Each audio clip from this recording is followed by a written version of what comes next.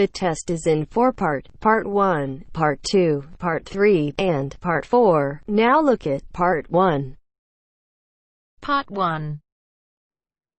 You will hear a woman talking on the telephone to a man about a car he is selling. First, you have some time to look at questions 1 to 4.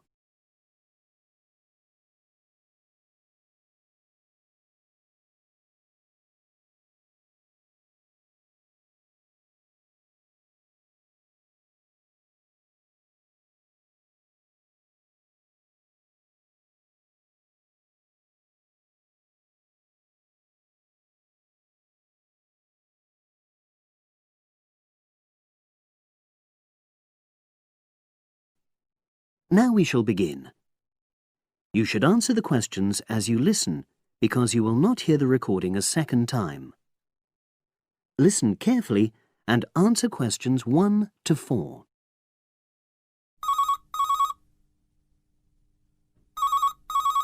Hello, Brian Park speaking. Oh, hello. I'm calling about the advert in the paper. For the car? Yes, the Mini you've got advertised for sale. Oh, yes. I just wanted to find out a bit more information. Of course. What would you like to know? It's my brother who's interested, actually, but he's not in today, so he asked me to call you. Fine. Great, thanks. So, it's a Mini, Yep. and how old is it? Just coming up to 13 years old.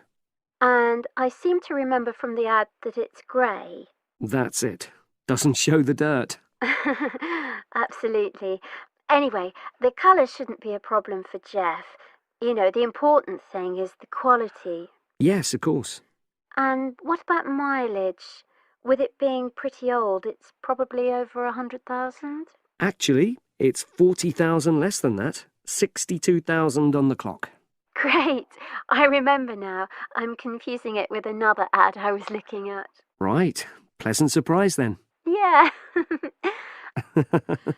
Have you been the only owner, or was there a previous one? I'm the second one. Before, it was owned by a teacher who was a very careful driver. Didn't have any accidents. Very good. And what about you? What do you tend to use it for? I haven't used it all that much, mostly for shopping. You know the sort of thing. So not much wear and tear. I'll make a note of that. I know Jeff wanted me to check that. Right. Before you hear the rest of the conversation, you have some time to look at questions 5 to 10.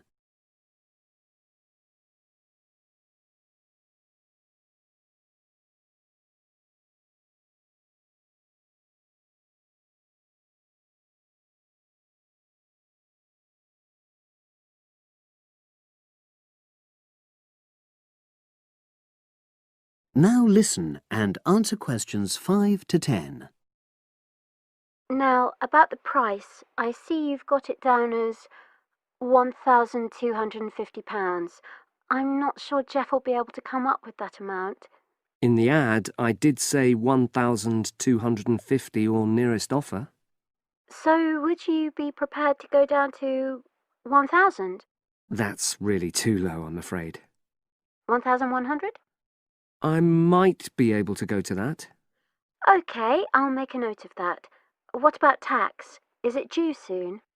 Got another 5 months before it's due. Oh, that's a real plus, yes. I'll make a note of that. OK. Now, you say it's in good condition. For its age, I'd say yes, definitely. It's just been serviced and there were no major problems. Major. I'd be able to show you the service report. The only thing is, you'd have to get a new tyre in the near future. Though it's still OK, you know. It's certainly absolutely safe at the moment. OK, fair enough. Yes, I understand. And the garage also mentioned that one headlight could probably do with replacing. They think there's a fault there, you know, intermittent. Well, we'd obviously look at all the documents, but that sounds very straightforward. Of course. I've got all the service documents up to date, and you can look at those. Well, it all sounds pretty good, and I know my brother will be interested, so would it be possible for him to see the car? He's back from his trip tomorrow and away tonight, so How about tomorrow? Tomorrow?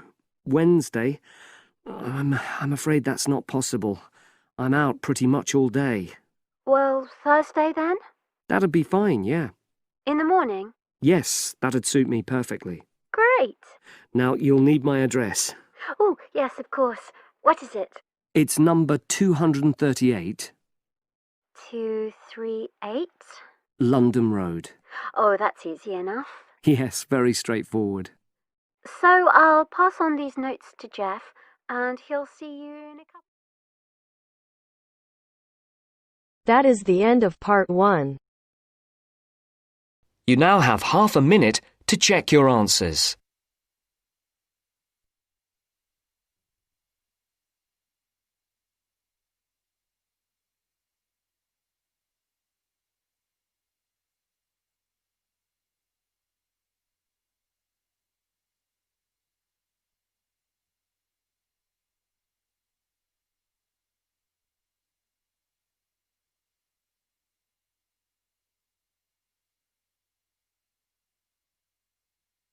Now turns to part 2.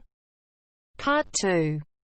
You will hear two students talking about a class assignment about wild bird rescue and rehabilitation.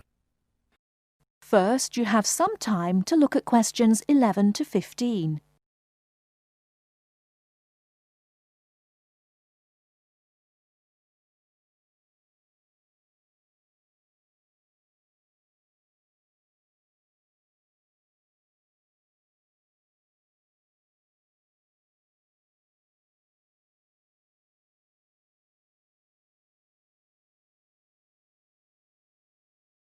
Now, listen carefully and answer questions 11 to 15. Okay, let's go over the requirements and see what we have left to do. Let's see. We have to give the professor a written summary of the information we've gathered on our topic, wild bird rescue and rehabilitation. The other written thing we have to turn in is a case study of the rehabilitation of one bird. We have the information on that already. Right. All we have to do is write it up. What about charts and graphs? Do we need to include something like that? I don't think so. They aren't really relevant, but we do have to turn in a list of the resources we used. Naturally. What about videos? I heard some of the other students were doing that. Well, I guess that must be optional, because I don't see it on the requirements list. Okay, we should start planning our class presentation, since that counts for half the grade. We've looked at lots of sources of information, but I think our best source was the interviews we did with the wildlife rehabilitators. Agreed. That and the journal articles. I think we have enough information from those two sources for the presentation anyhow. The books we looked at weren't all that helpful. I wonder if we should try to bring in some live birds for the presentation. That would be too difficult, don't you think? But we have lots of photos of rehabilitated birds. We can show those. Before you hear the rest of the talk, you have some time to look at questions 16 to 20.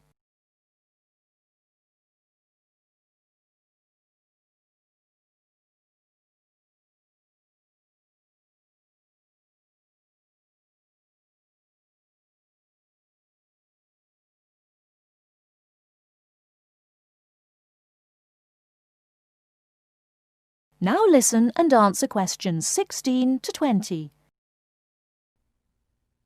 Right. Okay. I think we should start by talking about how to rescue a bird. Probably first we should help people understand which birds need rescuing. Yeah, that's really important.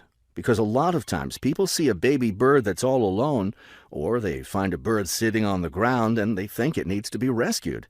And usually, those are just baby birds learning to fly. So we should emphasize that people should only attempt to rescue a bird that's clearly injured. For certain kinds of birds, the rescuer needs to wear protective gloves because some of those birds have sharp claws and can tear your shirt, or worse, injure your face or some other part of your body. Yes, that's an important point. Okay, next, let's tell people to put the injured bird in a box with good air circulation. We should let them know that a cage isn't necessary, and a bag, especially a plastic one, could hurt the bird more. Another thing we need to say is that the best way to help the bird stay calm is not by petting it or talking to it, but by leaving it completely alone. Then people should take the bird to the bird rescue center as soon as possible. Right. And we should also point out that when they're driving the bird to the rescue centre, it's better not to play music on the radio or talk loudly, because those things just stress the bird. Yes, it's better just to speak quietly while you have the bird in the car. Okay, we've got that part covered. Next, we should talk about what happens at the rescue center. That is the end of part 2. You now have half a minute to check your answers.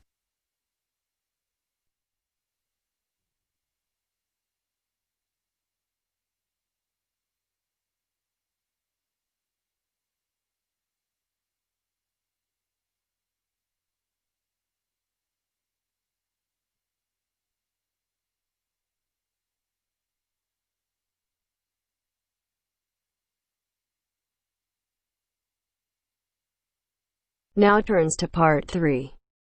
Part 3. You will hear a discussion between students Maria and Jack.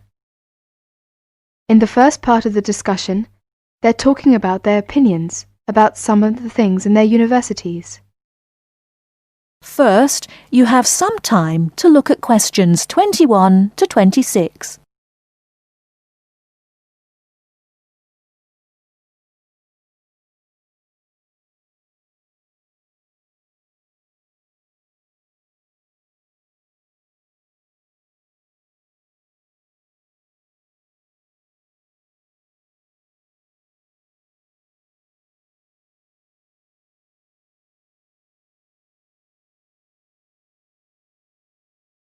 Now listen carefully and answer questions 21 to 26.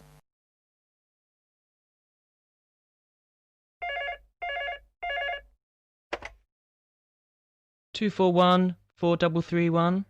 Good afternoon. May I speak to Jack Robert, please? Speaking, please. Hi, Jack. This is Maria. Hello, Maria. How are you getting on there? Fine. I arrived in Nottingham yesterday. I've just settled down, and I live on the campus of Nottingham University. Oh, that's good. Do you like the campus? Yes, it's beautiful. What do you think of yours? Edinburgh University? It's marvellous. It's on a hill and very close to the sea. I like it very much. It sounds beautiful. Jack, what's the weather like there? Oh, it's fine and sunny. It's said that the weather here is very nice in summer, but awful in winter. What's the weather like in Nottingham? Well, it's a bit depressing. It's been raining since yesterday. I can't go out, so I have to stay in my room. What about your room? Is it a nice one? Yes, it's small and elegant. How about yours? Mine is an ordinary one. It's a twin study room. I share it with one of my classmates. He's intelligent and very friendly. We're getting on quite well. How's your roommate? She's very nice, but a little bit quiet. She likes reading and seldom speaks. By the way, do you like the Scottish food there? Oh, I like it. It's very delicious. Oh, really? I don't like the food here. It's disgusting. It has no taste. I have to cook for myself in my room. Well, Maria, as the saying goes, when in Rome, do as the Romans do. Come on, don't be too choosy. Oh, someone's at the door. I have to answer it, Maria. I'll call you this evening. Bye. Bye. Ellen, a student union officer, is conducting a survey about the university facilities. She is asking 2 students about their opinions. Before you hear the rest of the talk, you have some time to look at questions 27 to 30.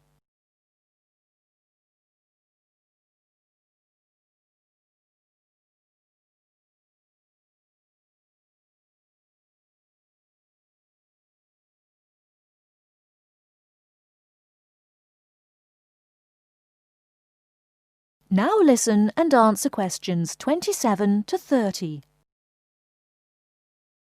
I'm Alan, and I work for the Student Union. Now, I'd like to hear your opinions about a few things in the university. We've asked for some volunteers to help us conduct this survey into how satisfied students are with the university facilities. First of all, let's take the lecture rooms. We could score them, for instance, 1 is excellent, 2 satisfactory, 3 rather poor, and 4 really bad. Robert, you first, please. What do you think about the lecture rooms here? Not so good, I'm afraid. I would score 3. They're too small for one thing. Sometimes we can hardly find a seat. Yes, but that doesn't happen very often. Personally, I think they're all right. They're comfortable, and the acoustics are quite reasonable. It doesn't matter where you sit, you can always hear the lecture. I would give 2 for them. How do you feel about the car parking facilities? Are they adequate? You must be joking! I can never find a car parking space when I need one, and when I finally do, it's a very long walk to the university's teaching building. I'd give it a 4. I'm afraid I also agree. We need more car parks urgently. This is perhaps one of the major shortcomings of this campus. It gets a 4 from me as well. I come to the university 20 minutes early just so I can drive around looking for a parking space. What about the computer centre then? I think it's first class. The software base contains a large selection of learning programs, language games, and word processing facilities. I would give a score of 1. I quite agree with you. It's very modern and also under the supervision of qualified staff who can offer help to us while we work, should we need them. Oh, good. Well, what do you think of the library facilities? Let's say the periodical room first. Well, I've scored that 3. I'm sorry to have to say, but, I think the room has poor lighting, and I'm disappointed about that. I've given it a score of 1. As far as I'm concerned, it's excellent and well stocked. Thank you, Robert and Mary. Now, let's turn to the photocopying facilities. I would give it a score of 2. Personally, I think it's all right and it's very helpful. Huh? I would score 3. I think it's too expensive for photocopying, and there are not enough machines. Sometimes we have to stand in a line. Okay. Now, let's talk about the... That is the end of part 3. You now have half a minute to check your answers.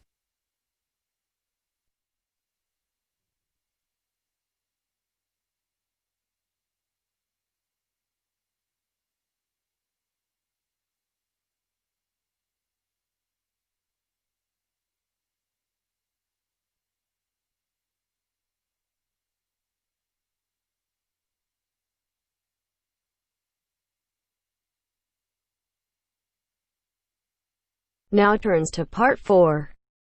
Part 4. You will hear a talk on local businesses at a university business centre. First, you have some time to look at questions 31 to 40.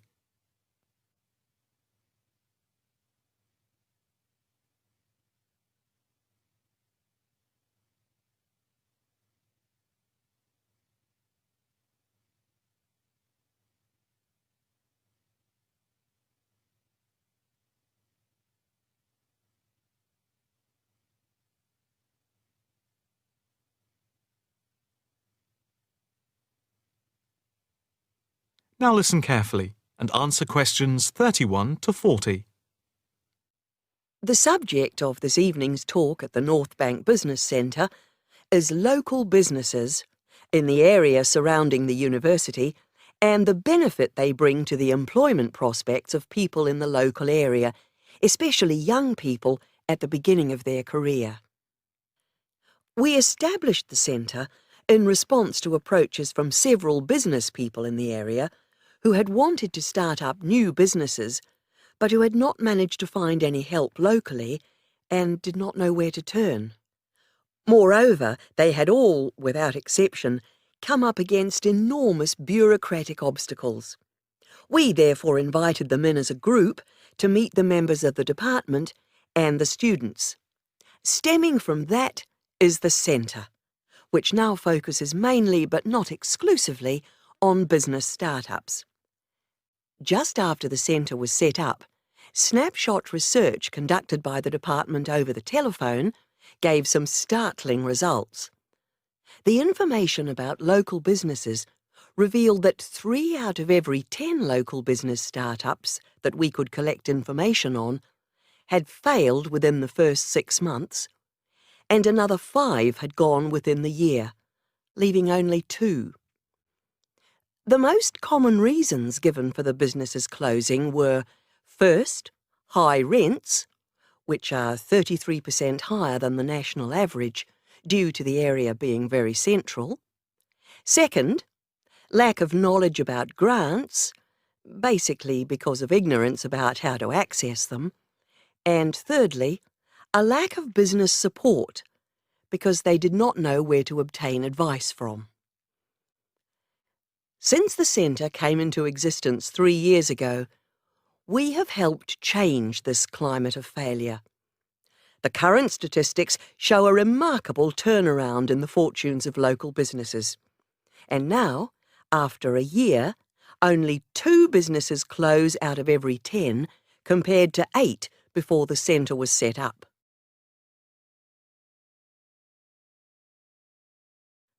Six local businesses are now taking part in a work placement and monitoring scheme, which is of mutual benefit to ourselves and the companies involved. O Foods, a small start-up company with 9 employees involved in organic food and based at a local market, has 1 final year graduate doing a year-long study on improving the stock turnaround. This was a particular problem because the company found that they were losing sometimes up to 30% of their stock. Another start-up is Innovations, which deals with producing video games. This company, which employs only 5 people, all under the age of 25, is receiving support in attracting business partners and achieving production targets. In the smaller business category, Sampson's Limited, a courier company which is interested in developing a taxi service, is being offered help with their business expansion plans. Another small niche company called Vintage Scooter, which specialises in revamping old scooters, is taking part in a product monitoring scheme, offering customer service up to a year after purchase to check the quality of their restoration. The first of the 2 medium-sized companies that the scheme is monitoring is Build Limited, which employs 47 people. A comparison of their products and services with other businesses in the area is being carried out by a researcher who is trying to support them in their efforts to extend the company's product range. The last company, Jones Systems, is perhaps the most interesting because it has been the victim of considerable personnel problems, which have been affecting the day-to-day operations of the company. And so, we are looking at conflict management and team building within the company. To sum up, advisors help the companies look at different business options and models, apply for grants, deal with employment issues, systems creation, and also provide accommodation at the centre to help them start up. E-mentoring for fledgling businesses is also in operation for those who find it difficult to attend the centre personally. The programme is funded by grants from local authorities. That is the end of part 4. You now have half a minute to check your answers.